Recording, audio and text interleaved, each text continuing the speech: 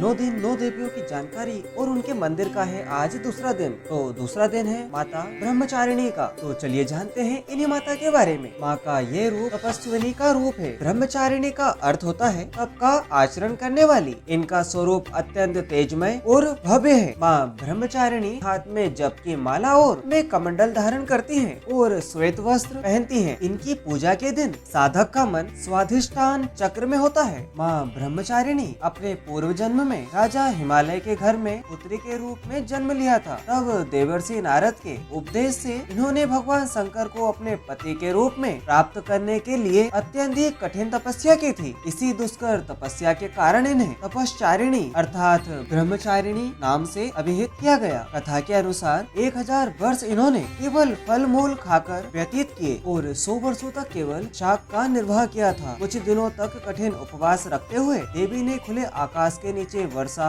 और धूप के भयानक कष्ट भी सहे। कई हजार वर्षों की इस कठिन तपस्या के कारण ब्रह्मचारिणी देवी का शरीर एकदम क्षीण हो उठा। उनकी यह दशा देखकर उनकी माता नैना अत्यंत दुखी हुई। उन्होंने इस कठिन तपस्या से विरक्त करने के लिए उन्हें आवाज दी, उमा। तब से देवी ब्रह्मचारिणी का एक नाम उमा भी पड़ गया। इनकी इस तपस्या से तीनों लोकों में हाहाकार मच गया। देवता, ऋषि, सिद्धगण, मुनि सभी देवी ब्रह्मचारिणी की इस तपस्या को अभूतपूर्व पुण्य कृत्य बताते हुए उनकी सराहना करने लगे। अंत में पितामह ब्रह्मा जी ने आकाशवाणी के द्वारा उन्हें संबोधित करते हुए प्रसन्न सुर में कहा, देवी, आज तक किसी ने भी ऐसी कठोर तपस्या नहीं की जैसी तुमने की है। तुम्हारे इस कृत्य की चारों ओर सराहना हो रही है। तुम्हारी मनोकामना सर्वतो भावेन परिपूर्ण होगी। भगवान चंद्रमौली शिव जी तुम्हें पति के रूप में प्राप्त अवश्य होंगे। अतः अब तुम तपस्या से विरत होकर अपने घर लौट जाओ। इसके बाद माता वहाँ से लौट आई और